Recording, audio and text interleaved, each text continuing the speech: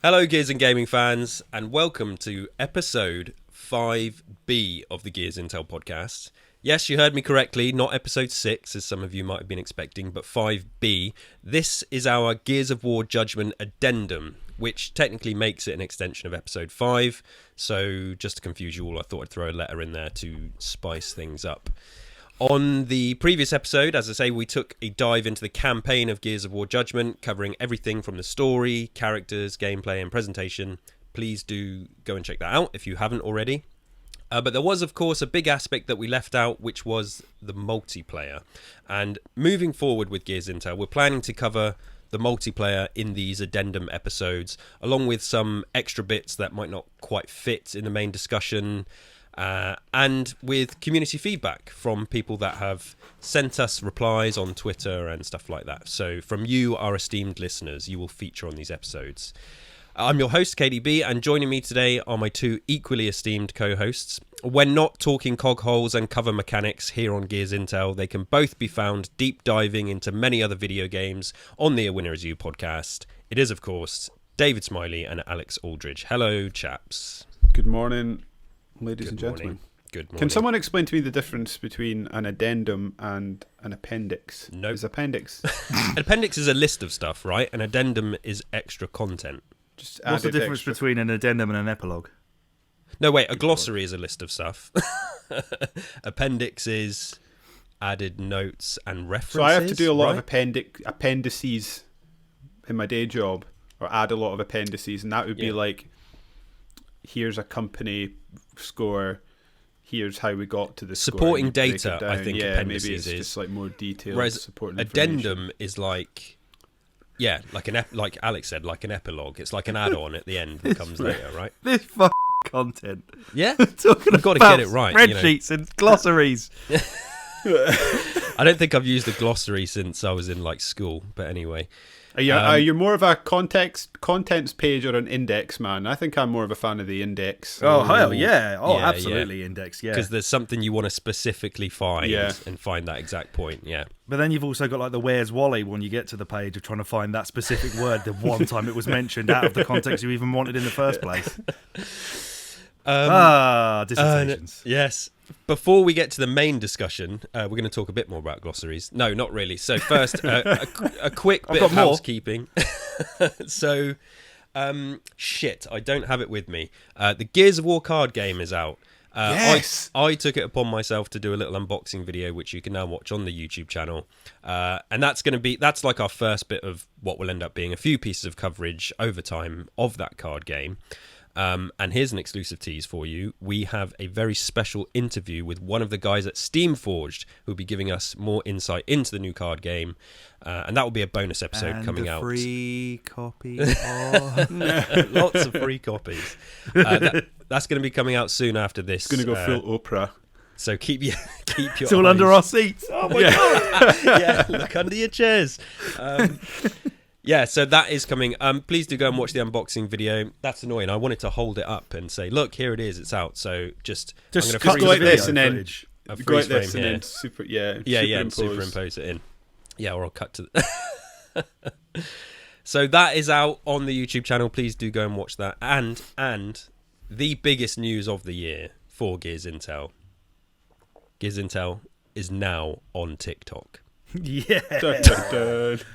Against every fibre in my body, because I just don't have the time to keep being on different platforms and putting stuff. I thought, no, let's do it. The people want it. They've asked for it. Nobody asked for it, but we've done it. Gears Intel is now on TikTok, so do come and follow us on there if you're a TikTok user. We're putting some clips of, the show and other stuff that doesn't go on the YouTube channel. Yeah, and that is it for housekeeping and stuff. These addendum episodes, going to have a bit more of a casual feel about them, I think. They're less structured and deep divey. But is that a word? Divey? I feel more at home already. Yeah. Deep dove? Deep Wait, no, dovey. Deep dove. Yeah. Doved. Deep doved. But as I said, we're going to talk about the multiplayer and a few other things. First, before we do, quick campaign episode debrief. Alex, Cliff Notes version. Remind people that didn't listen. What's your summary? How did you feel about the campaign of Gears of War Judgment? Now we're a few weeks removed from that episode. Not proper Gears. Not proper Gears. David, how about you? I can't do any better than that. Not proper Gears. Flashes of fun. Yeah. With piles of monotony, really. So I had like a Pretty. bit of an... yes, very pretty. I had a bit of an epiphany after the episode, and I was like, why for years did I think Gears of War Judgment was this really, really good game? I think I said it to Alex. I thought that exact thing. Yeah, Shared suffering. That's the only thing I can think of. I played it with somebody else. I realised why, and I think that's because most of my time with Gears of War Judgment was spent playing the multiplayer. And I was looking through my multiplayer stats. I realised I'd re-upped 4 times, and I was like, okay, Is that like Prestige? Good God. Yeah, I was like, Prestige. I actually sunk quite a few hours into it, and then for this episode, I started playing some of the free-for-all and stuff, and all these memories came flooding back. And I know that I played free-for-all so much, and I think I just had all my fond memories were playing with my brothers and a couple of mates with the multiplayer, and I think the campaign was like somewhere at the back of my mind, and I thought, oh yeah, Gears of War Judgment, that was a great game, because obviously I came away feeling like the campaign was lacking in story and stuff, but looked great.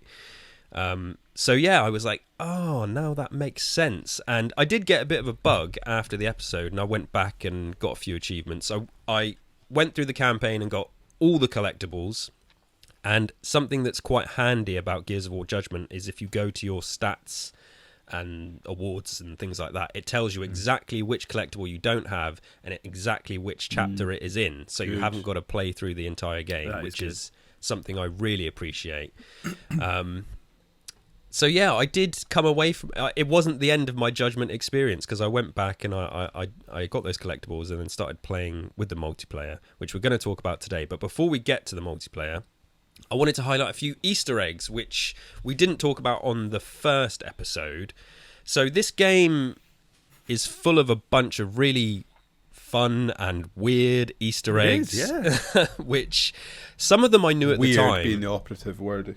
Yeah, some of them I knew at the time, and some of them I didn't until now. David, what did you think about some of these Easter eggs? So I'm not going to go through all of them, but was there any that stuck out to you thought were quite fun, or stupid, or didn't make sense, or what? For some reason, the golden clown keeps grab my attention, because I just don't understand it, and it's just like this golden Buddha-looking thing that pops up at various points throughout the game if you trigger these overly elaborate things. Yeah, that's the one. And then I think there's the other one I think we're going to come to, so I'll leave that one alone.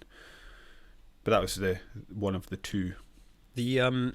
The craziest one to me, the one that I didn't know, was the Buckethead troll That's face. That's amazing. Which that's good. That's a good one. And the one where you can get the locust to be wearing buckets on their head, they've all got everybody buckets loses on their head. shit. Yeah. And like I thought it was a thing that made the game. Does that stop headshots? I assumed that. Yeah, it must do. Yeah. Is that where Paddock goes Easter eggs? Yeah. Not another Easter egg or something like that. I just like that. There's a really obscure way to activate it. Like you have to shoot a bucket and kick a thing off a wall, and then shoot a locust that's on the floor with a bucket on their head. Like these sort of things that I guess no one's ever going to discover unless the developer leaks it out and tells somebody, because there's this really elaborate method to making all these buckets appear on people's heads. There's some other fun QA people would have to do that as well. If you're QAing the game, you've probably got to test that it works, so I guess they could potentially that's true. But like, just thinking about one I'll get to in a minute, there's a process involved with that one which is just absolutely nuts. But generally Easter eggs, there's a few fun ones. There's like an Epic logo on a games bottle. There's a conversation between two car mines, which is quite fun. There is also there's some Latin music from Gears 1 playing on a radio, and just these sorts of things. Reaver spelling high in the sky. Yes, the Reaver spelling high, which again is just complete nonsense, but it's fun. And we just did a Mercenaries episode for First Aid Spray, and something that came up on that was the Easter eggs and references to previous games. Something they did in that for... Which Mercenaries was it? For Resident Evil 4 Remake, sorry. Oh, right, sorry, I see what you mean, because I just bought the bloody 3DS one. Oh yeah, which is very good, by the way. It is, yeah. So for the Resident Evil 4 Remake Mercenaries, and we were talking about how Hunk's music in his when you play as Hunk is both his new theme and his original 1998 theme just combined together. And I was saying how, as kind of crazy as that is, and whether you like it or not, I just enjoy the fact that in those meetings they were sat there and they sort of said, wouldn't it be just hilarious to just take those two pieces of music and just mix them together? And Resident Evil 4 Remake is full of so many references to things like concept art and music and stuff like that 90% of people are never going to get or understand, but I like that there's a team of people that is their job to do that, and it tells me that they kind of care about the game and care about putting some time into it. And as silly as these Easter eggs are, it's the same sort of thing that, all right, maybe they could have spent more time working on the story, but that being said, you can't have time for story when you've got to put troll face in there. Exactly. That being said, adjourned. Yeah, I am a fan of these sorts of things. And Alex, before I just jump on to a big one, did you have any thoughts on the Easter eggs? What do you think about this stuff? Is it nonsense or is it fun? Love it. Yeah. I love it. We talked about the Mario movie the other day, didn't we? Basically, Yes. That is just 90 minutes of Easter eggs and bad That's storytelling. Easter egg the movie, yeah. Yeah.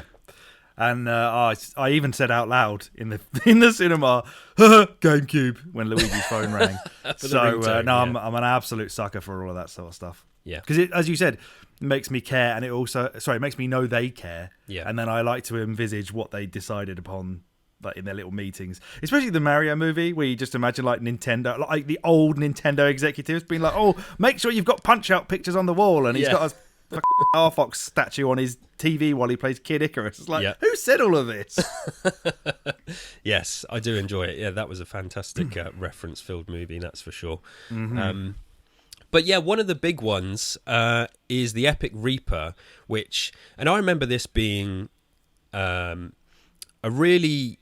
I don't even know how I discovered that this was a thing. I think this was when I was playing Judgment. I think somebody that I was playing with online talked me through the process of activating this secret hidden area on one of the maps in the multiplayer, where you have to shoot paintings, find scraps of paper on the floor, shoot them, and like you have to do it in a certain order, and then go back. You have to do it in a certain order as well. Yeah, and you go back to this certain hidden area and shoot paintings again, and then you go to the secret area and fight the Epic Reaper, which is this character that is like a non-canon character. It's just like got a skull for a head, and it looks a bit like like a demon.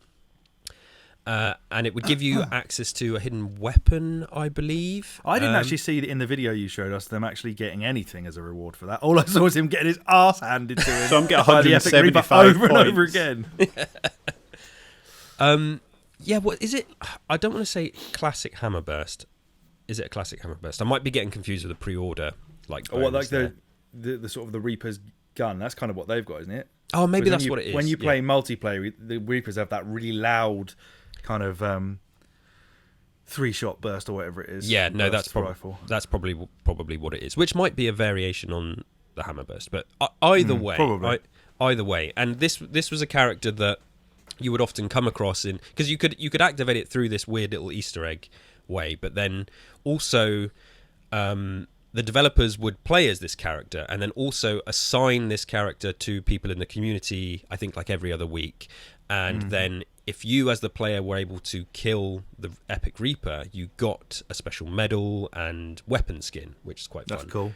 Which I'm glad to say I do have, but I couldn't remember killing the Reaper. I just went back to my medals and saw that I had it. I was like, oh great, I must have killed it one time. But Nice. I do remember it being like a fun thing that made no sense, but just added like an extra little twist to the multiplayer. There's some early live service stuff going on there. Yeah, no, that is. What but else? Cool, because it actually involves the developers doing something. So they would have, because they would play the game. And I remember this was at a time when I'd be using the Gears forums quite a lot. So you could talk to the developers quite a lot. This was, like, Twitter was around, but the developers were on the forums a lot. And I guess Discord has kind of replaced forums, but it's not the same. Yeah. And they would say, who's going to be the Epic Reaper this week, and yeah, it was a good time. It was a good time. I just wanted to give a shout out to the Reaper because it's this weird little, just like anomaly in the Gears franchise that definitely brought a lot of fun to Gears of War Judgment. covering multiplayer for a game that has been out for a long time is obviously going to be very hit and miss. I think Gears of War Judgment, when I wanted to have a go on the multiplayer, there was a grand total of 0 people playing worldwide. Are the servers even on anymore? I guess they're on because you can search for a match. It's not like... Yeah, and then it gives that weird, like, you don't have the downloadable content that somebody else does. If you just... Yeah, I don't know what that's about, because I was searching for like a team deathmatch, and it just searches and searches, and I think it just says no players can be found, and it just sends you back to the main menu.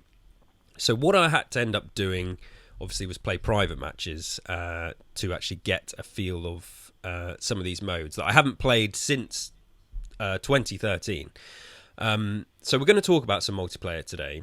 I do have a bit of multiplayer spiel, which I wanted to read. Here we go. So...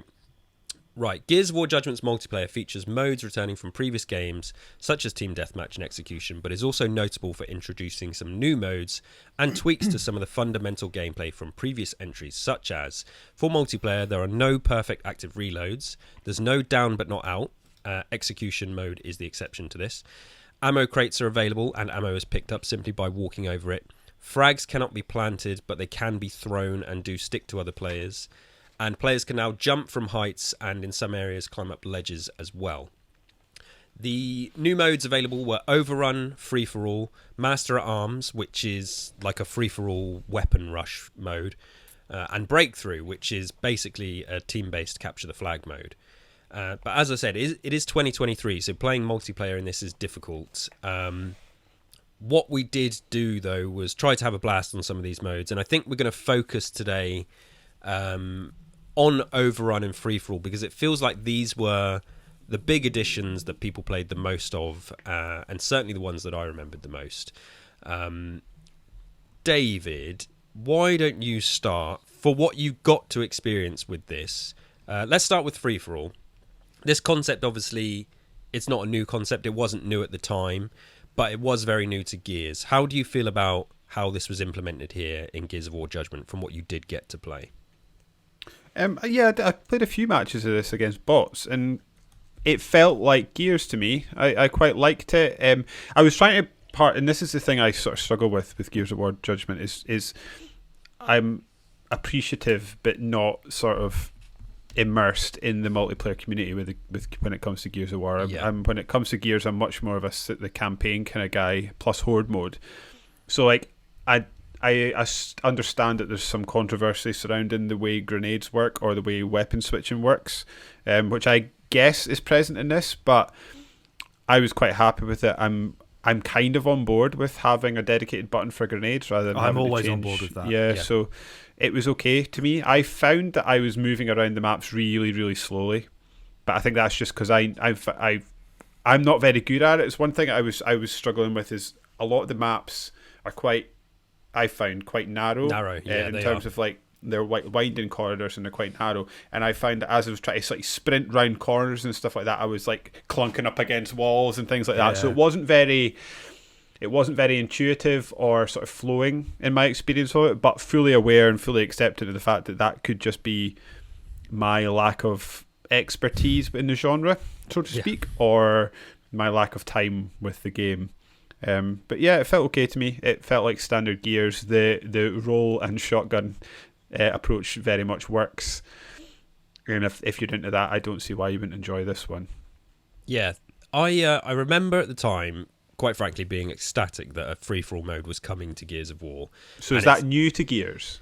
It was new to Gears at the time. It was the first time they'd ever done free-for-all. And obviously, we've mentioned on the previous episode how Call of Duty was riding extremely high at this point, and free-for-all is a big part of Call of Duty as well. Mm-hmm. I had never really enjoyed free-for-all in Call of Duty because my issue with that game is it's very easy to die. Like, it feels like it's spawn, die, spawn, die, spawn, die. And free-for-all was maybe the worst culprit for that sort of gameplay loop. Whereas with Gears of War, what you have with, and what you all have always had with Gears of War in multiplayer, is you can basically have mini battles with other players on the spot, round and round each other, and you will often you can still die with a headshot and still die quickly, but it's much more likely that you can sidestep and kind of circle round each other and have a good, sometimes pushing 10-second battles with another player. So putting that in a free-for-all mode finally gave me a free-for-all mode that I enjoyed, because it's not something like Call of Duty where I felt like I was just dying instantly all the time. You mentioned it being sluggish, and I wonder if that's because that's what Gears is. It's slightly slower than something like Call of Duty. Yeah, and you're trying to avoid a migraine by not using the bloody roadie one anymore. Yeah. Can you remind me, maybe when you guys know, the sort of standout thing I remembered about Gears of War multiplayer to me, in being sort of new and unique, beyond one mode, which I guess we can come back to, is the sort of living maps that I don't remember other games doing. So Gears there was 2 the one, them, right? Was it Gears 2? The one that I remember is you're like almost at like a ski lodge kind of place, and That's then about exactly what I halfway through thought of when you said it. This avalanche would come through the map. Yeah, again, looking at what I've played of this, as much as I could experience, it sort of again feels like Gears of War Light, in that it's sort of missing that stuff that that to me that was the sort of selling point of the map, sort of the editing maps, and I guess that was sort of big at the time. Battlefield also did it around that period as well, I think. Yeah, it's definitely lacking. Now there is a map called Gondola which has a nice little. That was that's my fun bit. I just used to get on that gondola and just and basically ride it up and down until someone sniped me. that's about like as far as it goes. There is a map called Haven which I do really enjoy, which is much more open. I don't think it has I don't know. This is now, and I've said before, sometimes these games blur together. I wonder if there's a Blizzard on that, but maybe there probably isn't. But it's like a snowscape map as well. So you're right; it's kind of missing those little things that Gears of War would pile on and make it a bit more interesting for the maps, which is a shame. It feels, but like I say, it felt like the back and forth I enjoyed about Gears of War was still very much present in this free-for-all mode, and whereas like in Call of Duty, the margin for error is, and this might just be because I'm bad at video games. Like I don't think I'm that terrible. I think some games I'm pretty good at. But Kill the Epic Reaper. Yeah, yeah, I did. I've got the medal to show for it. I think the margin for error in Call of Duty is so tiny. On Gears, it's maybe a bit larger, and to me, that's more enjoyable because it feels like I actually have a chance to take out the other player. I played this obviously with bots as well, ramped them up to insane, and it wasn't easy. I think there was a lot to be said for the AI. It didn't feel. It's a shame I wasn't playing with real people, but it definitely made it. It made it enjoyable. So I did enjoy the free for all that I got to. I thought they were okay. That capture the flag mode, whatever that's called. Breakthrough. Is it breakthrough? Yeah, they did a good job of sort of keeping the scores close, I thought. When I played it anyway. Yeah. Alex, do you have any thoughts about free for all mode in Judgment? I like that you've got these kind of special weapons laid across the map, and it's a bit of a fight to try and grab them. What's the main, like the one that's old school like it was Quake, unique? isn't it? Which I guess is where they're from, the Unreal Tournament sort of stuff. True. Yeah, I did enjoy that. I wish I could have played this with people.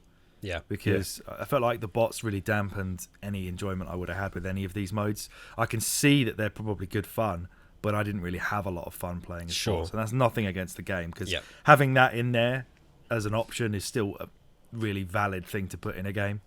To have a bot mode in there is always useful, especially if you're just trying to learn it or whatever. But I certainly enjoyed. I mean, I won the game that I played at free for all, so that was take that AI 5-star gamer. Yeah, epic gamer achieved. I mean, what's that? We used to play a lot of free for all in Overwatch, didn't we, David? With your mates. Yeah. That was amazing. I didn't even know that had a free for all mode. Okay, I think you had to create a map. Did it have a free for all mode, or did we just create a? I think we just created one. Yeah, that's probably one of the few times in our gaming lives where I think we had about 8 of us that were playing this game on a daily basis, so we could fill a lobby on our own fairly easily. Yeah, and we basically just to log in, and that was really good fun. There you go. Let's put a call to action out, shall we? Anybody want some free for all on Gears Judgment? Yeah. In the comments. Let's go. Let's do it. So in future, we're going to get to Gears 4 and 5, and so Gears 5 has a free for all mode, and something that Gears 4 and 5 maybe not on Judgment then. No, yeah, and it's people still play Gears 5, and something Gears 4 and 5 has it's kind of like what you just said with Overwatch. You have a better ability to customize your matches in terms of score limits, player numbers, bots, what weapons are on there and stuff like that. So that's something that's kind of missing from Judgment. I guess that's just a product of the time. The modes are a bit more limited back then. But Free For All was definitely the mode I played the most. Going back and looking at my stats, and I did surprise myself, but it was and jumping the gun a little bit here, but when Free For All, so it disappeared after Judgment. It wasn't in Ultimate Edition, which came out after Judgment, which was the remaster of 1. It wasn't in Gears 4, and I remember about a year after Gears 5 released, somebody, possibly a developer, somebody that works at the Coalition, did like an April Fool's tweet about Free For All mode coming to Gears 5. And I replied to him and I was like, oh, that's a shame that's a joke, because I really loved Free For All back in Judgment. And he replied to me and was like, could you tell me what it was you enjoyed about Free For All mode? And the same applies here for Judgment as it does in Gears 5. What it gave me as someone who wasn't always squadding up with people, Gears of War was very much based around squad gameplay and team gameplay.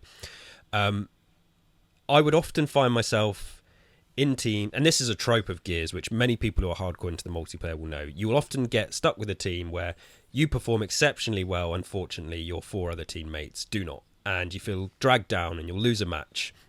Whereas Free For All mode allowed players like me who, for want of a better phrase, I don't have loads of friends to play Gears with and don't necessarily like teaming up with randoms. I could go in by myself and play Gears and get an opportunity to shine and just have to rely on myself. And that's what the Free For All don't need mode comms, was. Don't need friends, don't need tactics. Just get out there and use your skill. Yeah, exactly. And that's, I think, what I loved about it at the time. And so I let him know my feedback, and Free For All mode was in Gears 5 like 2 weeks later. So obviously they knew it was coming. It's because of you, mate. Yeah, it's all because of you. It was coming, and I think that was a sort of underhanded way to see pre-launch what people were thinking of it, and it ended up going down really well. I think people who've played Gears 5 really enjoyed the Free For All mode. There's still plenty of matches going on there now. The other night I was playing Gears 5 again to pick up some achievements and stuff like that, and I hosted my own Free For All mode to try and be cheeky and get a top finish, because I've never in Gears 5 finished first in a Free For All mode. And I thought, I'll just host one myself and hope nobody Scrubs joins. Only. Yeah. I hosted one. 6 people joined within like 30 seconds, so that game is still very much alive and well. But yes, Free For All mode, I was a big fan of it with Judgment, and yes, it is a shame that you can't play with people. I do appreciate that. David, you touched on Breakthrough. I mean, I didn't really play Breakthrough this time around, but is there anything else you wanted to say about that mode before we get on to Overrun? Not really. I like the way the maps support Breakthrough. Is it Library, I think, was my favourite map when I was trying that mode. It's just set up really nicely for it in that. But yeah, I don't have a huge amount to say to it. I just thought it was worth mentioning as a fun mode that I think would have been good to play with people again. Yeah, it's fair. I mean, we're not really talking about things like team deathmatch and stuff on this, because I feel like everyone knows what a team deathmatch is, and on Gears Intel, there's no reason why in future we can't do some detailed map breakdowns and stuff, and we potentially will, and for stuff on Gears YouTube too, for sure. Yeah, exactly. The other, maybe this is the time to drop this in then. The other thing I like about the Gears multiplayer is the mode where you only have one life. That is another one that felt really quite unique Warzone, to Gears to me. Is it War? Yeah. That, where you basically, it's 5 versus 5. Yeah. Once you die, you're dead, and the last person standing is the winner. That's a mode that I thought was really nice. I remember playing that in early Gears. I think it's what it launched with. I think that was its... I have a feeling that was the only mode it launched with, and then Execution and Annex, which is basically King of the Hill, came I just like later. When multiplayer stuff does something unique. I'm not really, as a general rule, into multiplayer games that just sort of ape other things that are already established in that space. And this, again, at the time, this felt different, and that was always my favourite mode in Gears. It's so funny to me to think now, because generally my favourite modes these days are like King of the Hill and Control and 2v2 and stuff like that. Okay. But it's funny to think that when Gears launched, it was team deathmatch, but yeah, no respawns. It was one life, Warzone, who eliminate everybody, and then it's on to the next round, best of 3 or whatever it was. And it's like, that's what I fell in love with, but that's probably a mode I've not played since like Gears 3, to be honest with you, because I've moved on to other modes. But it's a great point that, yeah, they were doing something different. And I suppose, what would a Warzone mode, what would have been like that in other games? Thinking of stuff like Counter-Strike, that's, you respawn in Counter-Strike, you respawn in Unreal, so they definitely, they tried to the most tortuous analogy I can sort of pull from it is it's very much like a battle royale light. Yeah, I was going to say. Light. Yeah. Yeah, light. Cool. Right, Overrun. So this is the mode which, when Gears Judgment came out, I didn't really play it. I think I probably played it for an hour or something like that. I definitely focused on the team deathmatch and the free-for-all, as I say. This time around, getting to play Overrun was the first time I really got into the weeds of it, and I think I've probably played 2 or 3 hours of it and got to experience all of the different characters and all of the different locusts.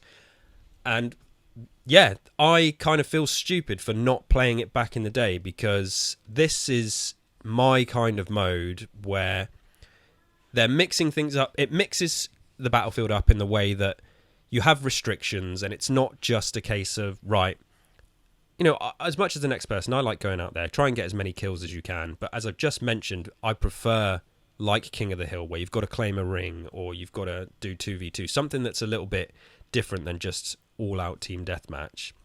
And with this, I think it just combines the two perfectly, where you can go out and get kills, but it's like, right, this round I need to focus on destroying the barriers. Just for people that don't know, that are listening, what Overrun is essentially, you have an attack and defense team. As the cog, you're defending objectives, and as the locust, you're attacking them. And with each objective that is destroyed, you get pushed back on the map, and you have different classes of characters for the cog and different classes of creatures for the locust. And yeah, it's kind of like maybe a little bit like Horde, and then because you have the barriers and you can repair the barriers and things, but you can't deploy the stuff like you can in Horde. So it's kind of like Horde light with team deathmatch. But I really, really enjoyed playing this. I've got a few more things to say about it, but I'll pass the baton over. Alex, do you have any thoughts about Overrun mode? Did you get to play much of it for this episode of the podcast? I am, because, as you said, you sort of wish that you'd played more of it at the time. I really wish that as well. And I wish I didn't have to play this against bots, because I thought this mode was really like a really clever mix of what makes Gears, like the standout parts of Gears multiplayer. This was mixed in really nicely into one mode. So as you said, you've got the Horde mode stuff in there, where you've got to defend an objective from waves of enemies, but you don't have to piss about with the setting up of defenses, which is what always used to drag it down for me. Like Horde mode in Gears 2, you didn't really have to do a lot of that.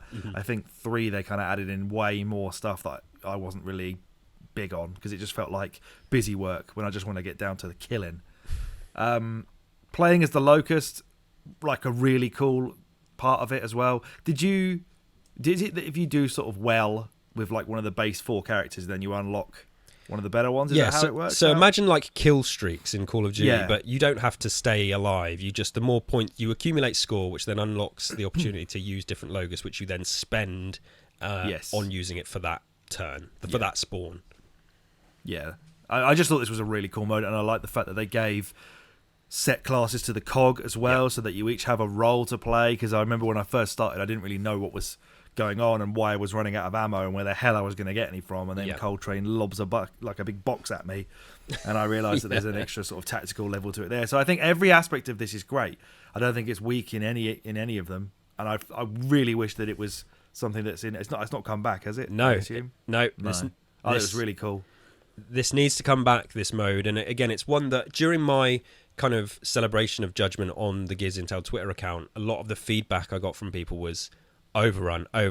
Used to play hours of Overrun, and it's just like, I missed out on that mode. But trying it here, I just feel like an idiot because I'm like, this is, like you say, it's that nice combination of a little bit of Horde stuff, but still the other stuff that's enjoyable about Gears. Did you guys mess about with the similar modes in Left 4 Dead and Back 4 Blood that were very similar Left 4 to Dead, this? yeah. Seems like it felt like Left 4 Dead for sure. Yes, it you did. get to play as the enemy characters and use their tricks and tactics to outfox the human players. That was definitely a cool Back 4 Blood. throwback. I think that's the game I played it on. It's basically got this identical mode with Back 4 Blood characters rather than Gears characters. That's good.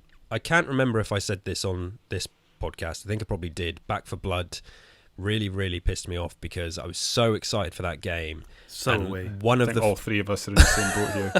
One of the first screens you see when you boot it up is like, here's the 700 cards you can collect and perk cards. And I just took one look at that and I was like, well, I guess I'm out because it's a bit like Dead by Daylight where I love that as a game, but there's like 1,000 perks for each character, and to get your head around that all make such the tiniest little bit of difference, like increase this by 3%, increase that by 2%, and it's just, what's the point in this? I genuinely thought Back 4 Blood, when it was coming, I was like, this might be a game of the year. This might be the game to pull me away from like Apex or something like that. But nah, it just wasn't. It's a shame. You mentioned the class stuff, Alex, which I completely agree with. So, as we know on this podcast, I like to talk about Resident Evil, and because I'm a fan, but I also like to shit on certain aspects of it. And one thing, which I'm going to shit on, is RE-verse. Through all its... Oh, you're breaking my heart. I knew this was going to come up at some point. Right, so I I wanted to use this as a way to make a point about Judgment. So, through all its faults, there's a thing in RE-verse which I enjoyed, which you don't often get with something like Call of Duty. So if you imagine you're playing Call of Duty, somebody's running towards you and they shoot you. That player can have basically any weapon, any perk. You don't know what you're dealing with. It could be anything. You know, you see on the kill cam, it says, oh, they had this perk and this thing and whatever. And you think, oh, okay, they took me down because of that, or they, whatever. So, and RE-verse isn't the only game to do this. Other games have done it. Basically, once you pick your character, you have that loadout and that perk set, and that's it. So when I was playing RE-verse, and I guess this applies to something like Overwatch as well, but if I saw Hunk running towards me, I knew, okay, right, I knew what perk he has. I knew to maybe step back because he's got the close quarters stab action, and I knew he's got the submachine gun. And you kind of, in the moment, can adjust your tactics to what you're dealing with, because it's not random. And it's the same here. So if you're the Locust, if you're playing as a drone and you see Cole ahead of you, okay, right, I know that, say, he's, whether this is correct, okay, let's just say Sophia, because I know that she's got the stim grenade, so I know that she can't throw a grenade at me, and they can't do this. So it just presents a situation where you can learn and you can strategize, and it's not just like... it's not just this wild, all-out mode where you don't know what you're dealing with and it's repetitive and it's over and over again. I think if you're paying attention, it can be, you can really bring some tactics to a mode like this. You know when to step off, you know when to take cover, because you think this person's got this weapon or this perk. Bed, for example, sets up a turret. So I think if you're a drone running towards Bed, you should probably step back because they're just going to throw a turret up and you're going to be mincemeat straight away. So seeing that in here, it's just another part that I've really, really loved about it. And it's something that it's obviously RE-verse had many issues. RE-verse had many issues, but that was a thing that I came away from a podcast we did about it, praising it for, because it adds strategy back into a multiplayer rather than just nonsense. Hey, go nuts and try and kill each other and hope for the best. It feels it's like... just a shame it was so messy in its execution. Yeah. Because there is tactics there, but you can't really deploy them when Nemesis is just smashing you up against the wall. Yeah, exactly.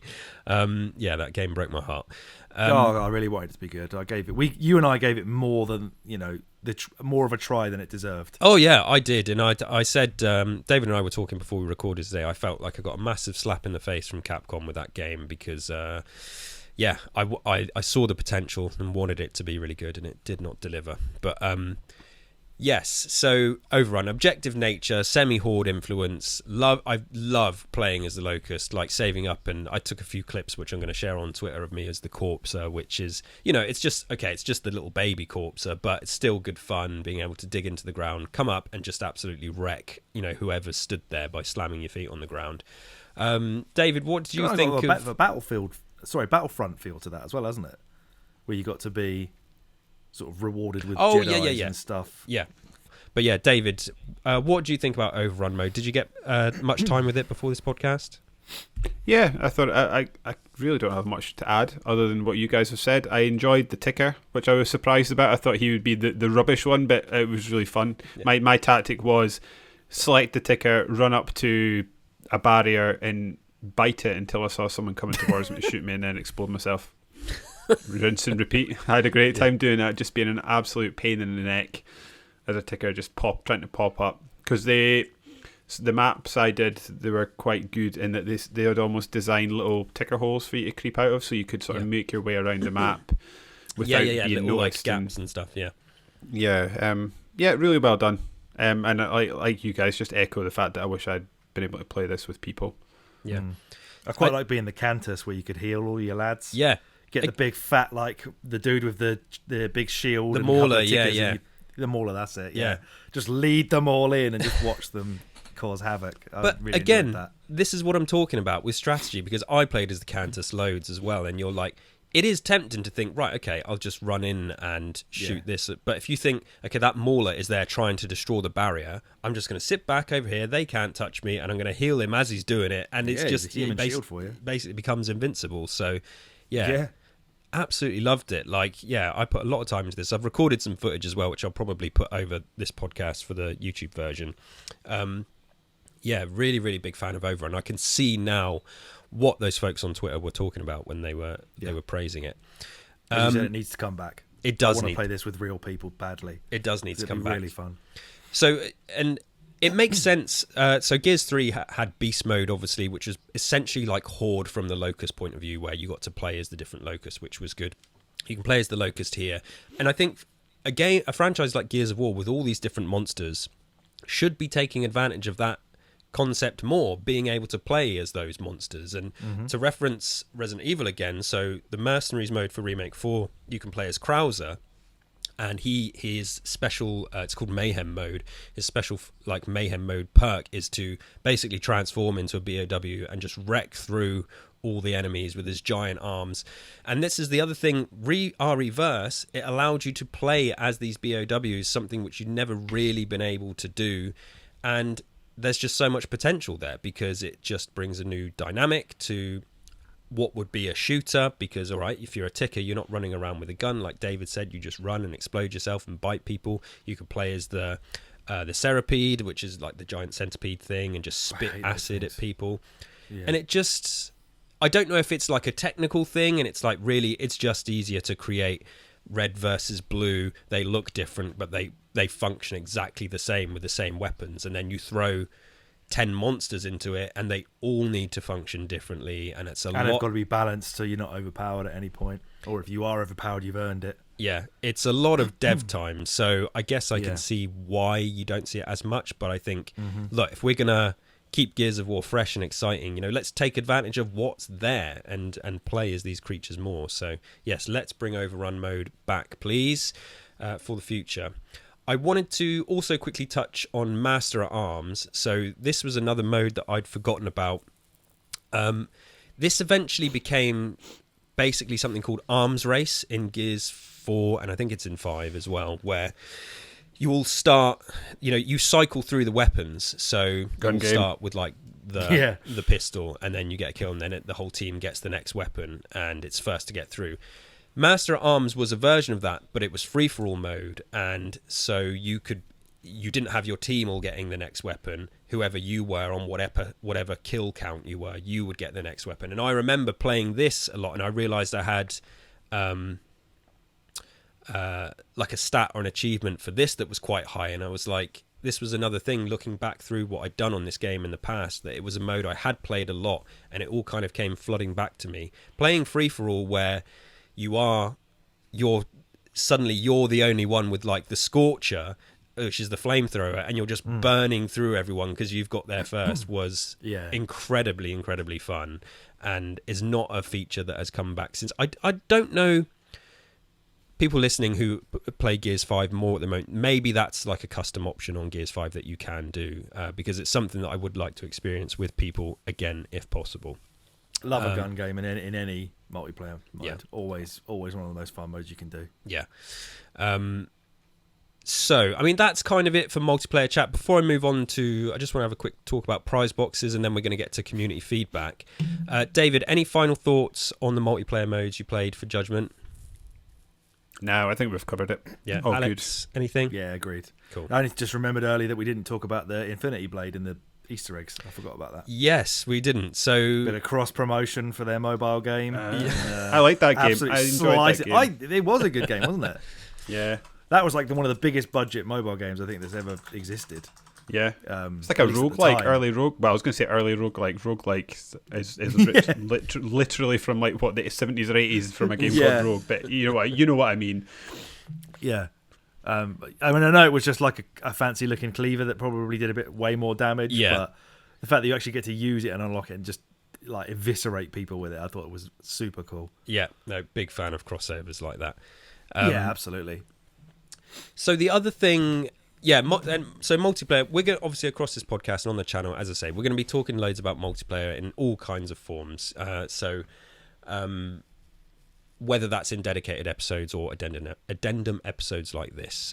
Yeah, Prizeboxes. So this was previously with Gears of War, if I recall, 1 to 3, you essentially unlocked anything like characters and skins just by playing, and then it was set at a certain level, and then stuff would get unlocked and added. And then there was obviously DLC with the games.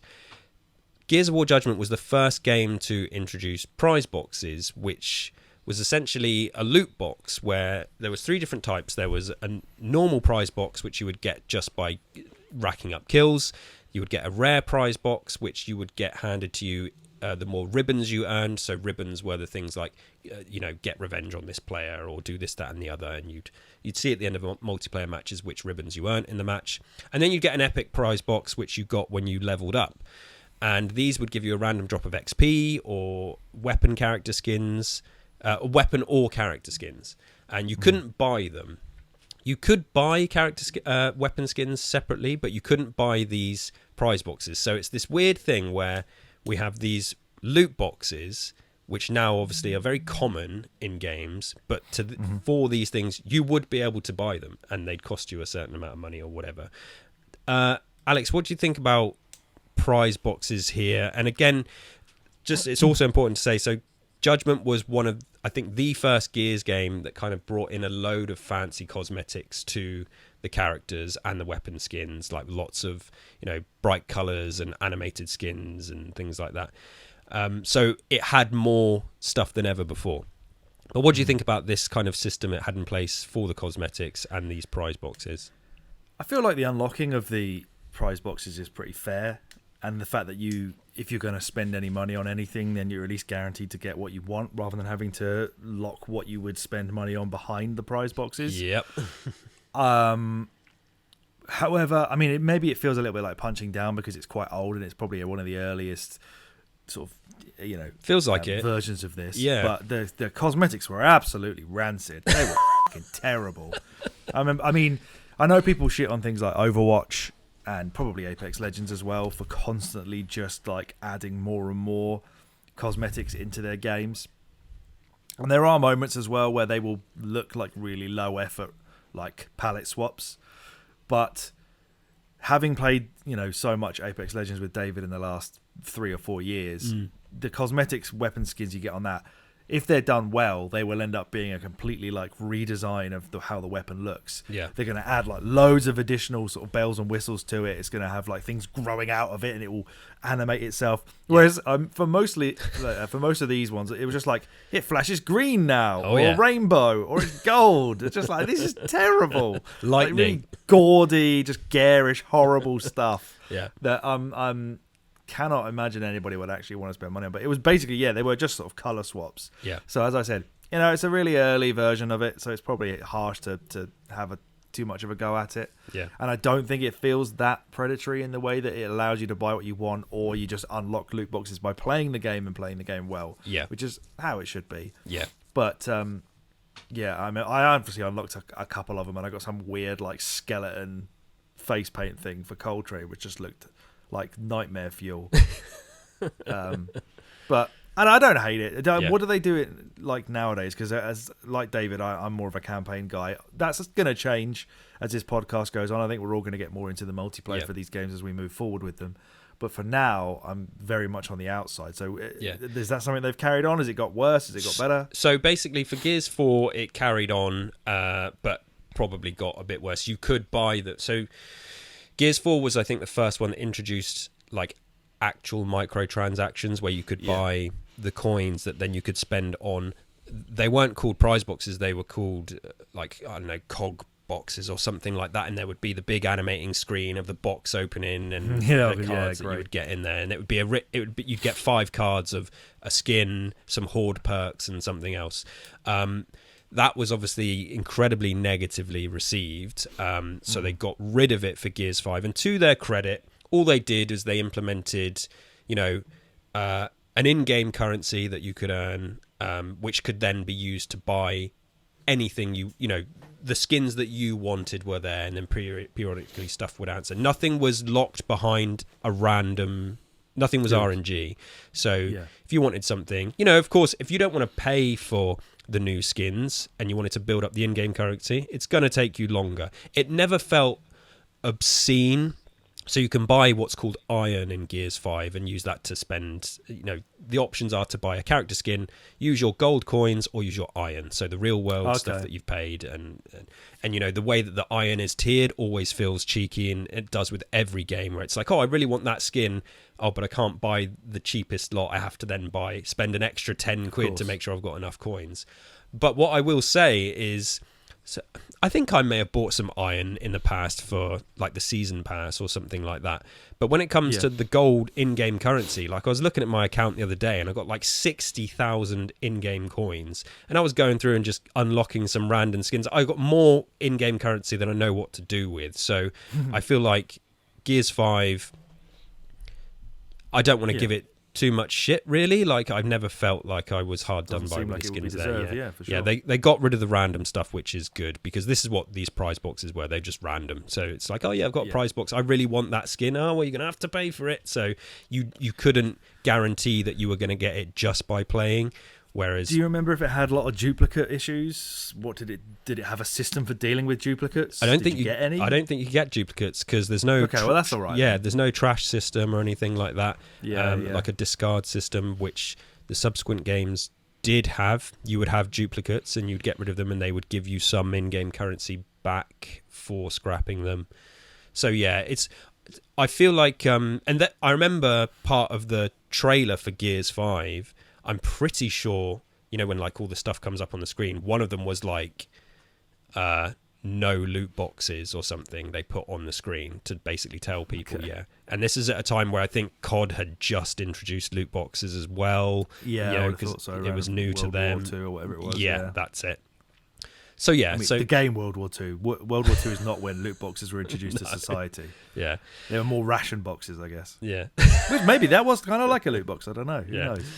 I'm not going to get anything good though. But I like the fact that if there's no duplicates, that means that they've foresee that you have an end game. Yeah. Whereas if there is duplicates, that's a developer saying, play this forever, and you'll eventually get it. Yeah. Whereas at least this one, they're saying there's an end to this. You can unlock all of it by a certain point in time. You'll have had all of them because we won't constantly feed you the same shit again. Exactly. And so I remember reading an insane stat about Star Wars Battlefront 2, where it was like if you wanted to unlock Darth Vader, the character that everyone wants to play as. Yeah, is this before they sort of said sorry and sorted themselves out? Probably. I mean, I don't know. All I remember is reading that somebody did the maths and it was like you had to play for like 1,300 hours or something. Yeah, I remember seeing that. Yeah. Just it was absolutely an absolute disgrace. David, before we move on to community responses, do you have any thoughts on prize boxes here in Gears of War Judgment? I think I've probably got two opinions on it. that may on the face of it seem like they contradict one another, but I don't think they do. Primarily, like, sort of first off, as a general rule, I don't like this sort of game mechanic. I think and bearing in mind the game I play most in the world is Apex, which is absolutely rammed full of this stuff. But I think as we spend all our battle pass money on the loot boxes as well, rather than saving it for the next battle pass. So we're suckers. You've also not paid to buy Apex, which is another thing. It's like you kind of think, that's true. okay, yeah, it's a free to play game. Yeah. Well, so where I get frustrated with these sort of free to play loot box cosmetic things, because I often see people say the big thing about it is like, oh, it's just cosmetic, it doesn't matter. Where I sort of would push back on that is to say that, like, I think it's been, in my opinion, been like a net negative for video game design in terms of artistic direction. So like Fortnite, Apex, Overwatch, they look like they do not because someone's sitting with some sort of overarching artistic vision for these games. They're saying, how can we create a game that looks a certain way that will allow us to create loot boxes and skins so that we can sell them on. So there's not and the same thing, like the obvious sort of progression to that is games like Call of Duty and Battlefield, and those games have massive amount of skins in them, and there is no way that anyone is going to convince me that these games look the way they do for anything other than it fits a business model so that people can sell me more skins. So the fact that this Gears of Judgment one is actually quite shallow, I'm kind of okay with that, because it means that they've created the game they want, and then they've just sort of put this veneer over the top that actually doesn't matter in any way whatsoever and doesn't change the way they're going to create Gears of War games. And then to build on that, I think that given how Microsoft have supported these sort of live service elements to their games into the future, I mean, the more Gears season, Gears of War ones will have to sit on the fence with that, because I also don't know. But the obvious example to me is their biggest franchise, Halo, and I don't think they've supported that game very well since launch at all. Like, the community are constantly complaining about bugs that haven't been fixed, about the lack of maps being added, and instead what we're getting is silly skins that nobody actually wants. And this is a business model. It's not because they've got a big grand vision for the game, it's because they want to sell us loot boxes. So on one hand, I'm like, okay, that Gears of War have done this in this way because it's early. Like Alex said, this is an early version of these games, so of course it wasn't going to be as in depth as it is in 2023. So it's nice that, but on the flip of that, I also don't think I trust Microsoft necessarily to be able to do this properly yet. The jury's out, and until they can do it properly, I need to be proven that they've got it in them to do it, because they haven't yet.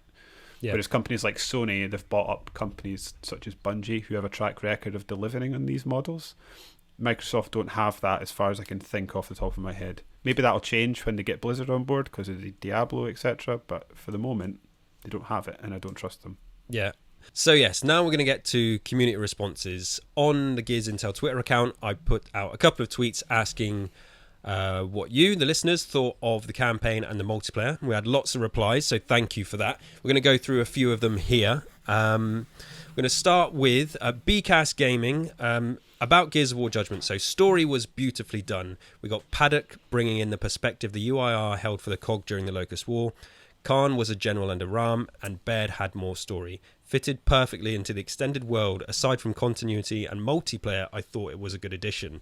So this obviously kind of contradicts completely with our feelings generally on the story. I would say so, yeah. What I will say, what Bcast has said here is we do got Paddock, and I did come away from the main episode saying that Paddock was... you did. Was the best addition, and that perspective that he brought. Story was beautifully done. Alex, how do you feel about that? It was done. Well, yeah, the idea was beautiful, but the realization was, the puberty phase. No one's beautiful during that. So yeah, I mean, Khan was a general under arm is about the level that they put into putting him in the game as well. So yeah. Like as I said, we got great context like 6 years down the line with the graphic novel. We did. Baird having more story, fine with that.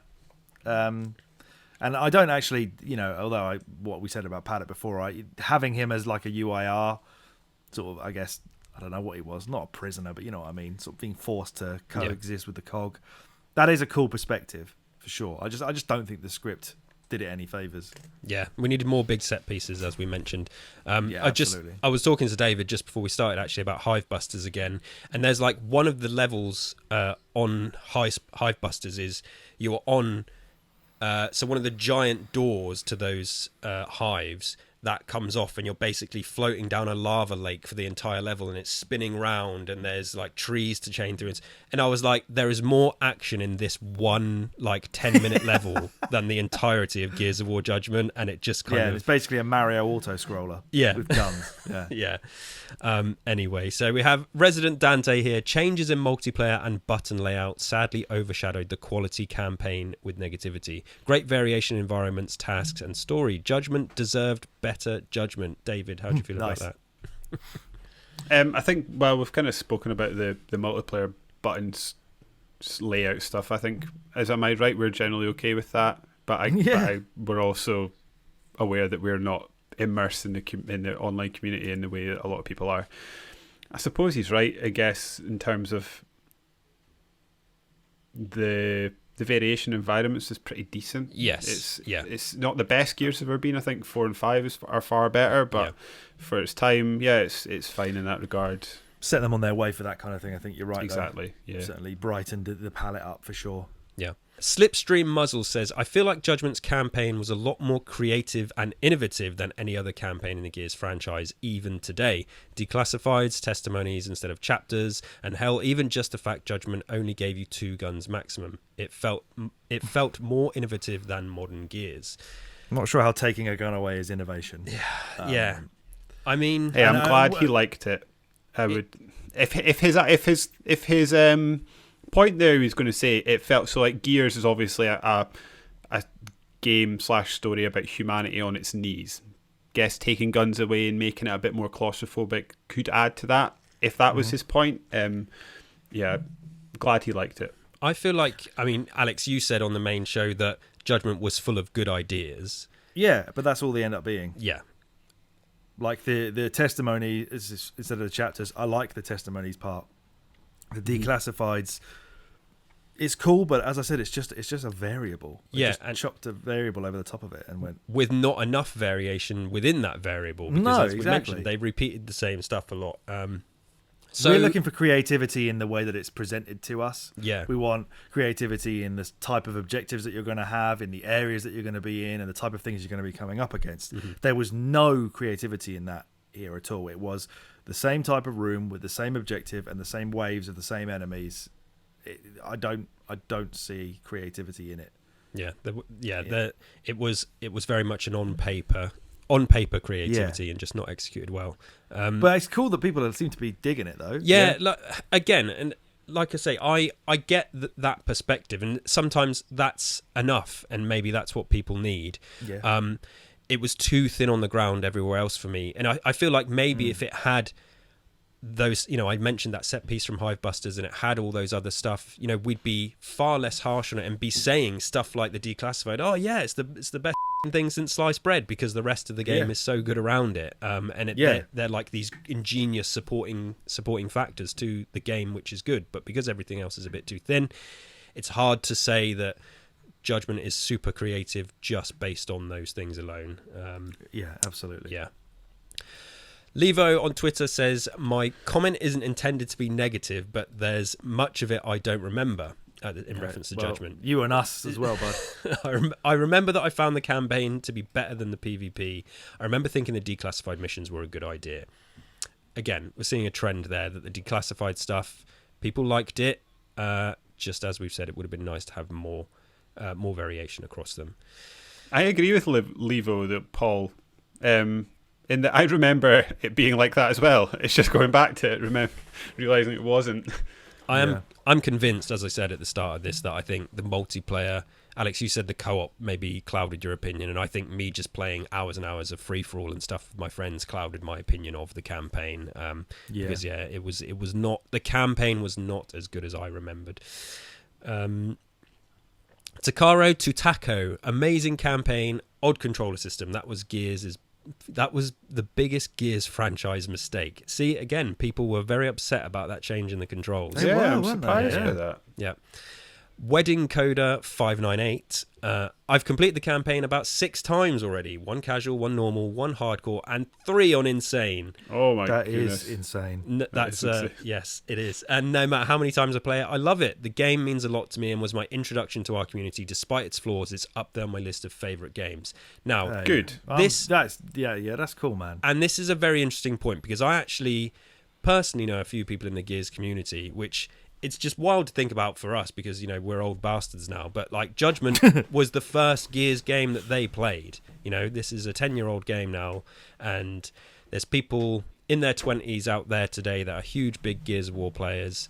They weren't around in 2006, and Judgment was their introduction. So it's gonna have a special place in their heart, and I can get on board with that. I can see if this was your introduction to Gears, I could see you thinking it is incredible because it is a good game. It's just we were coming at it with the context of where's all the extra big stuff, bombastic stuff about Gears that we love.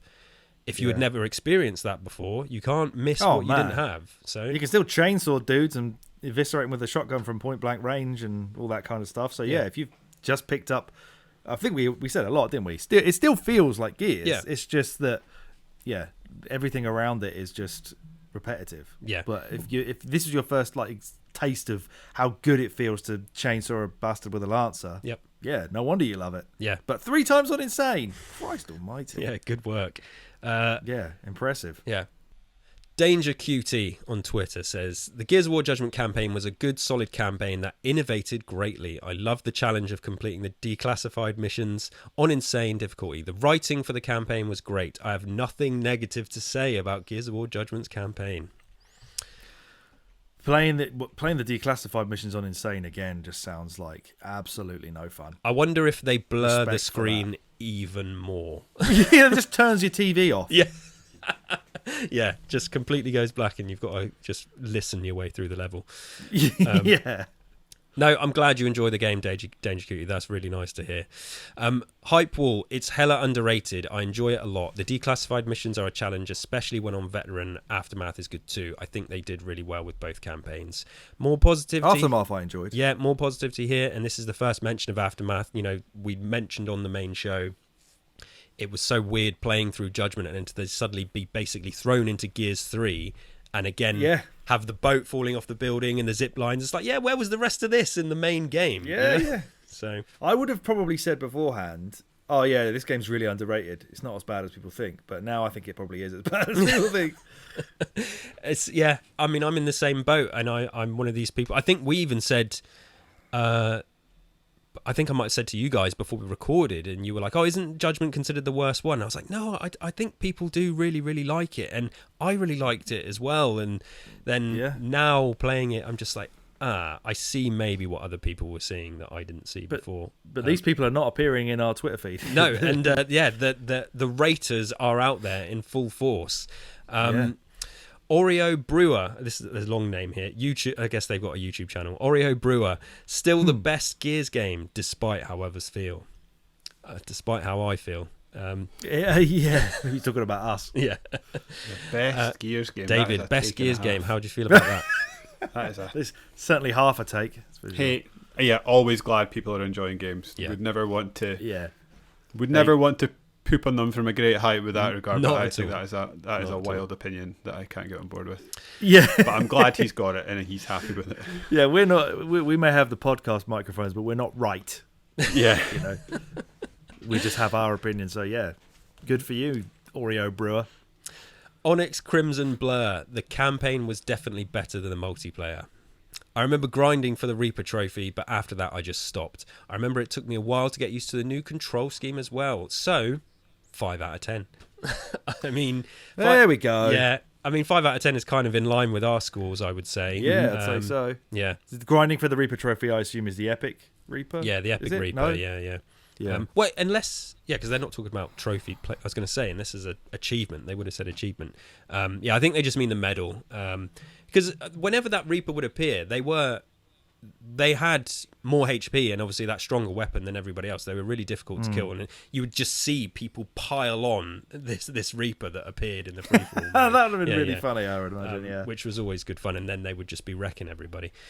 Oh god, I'm going to murder this. So Azayas Israel, for the time of its peak, the multiplayer was fresh and fun, although quite different from its predecessor. A new way to play. It was easy to get good at. If there was a way to re-implement this multiplayer with executions, I'm sure most of the fan base will hop to this. Agreed. I mean, yes.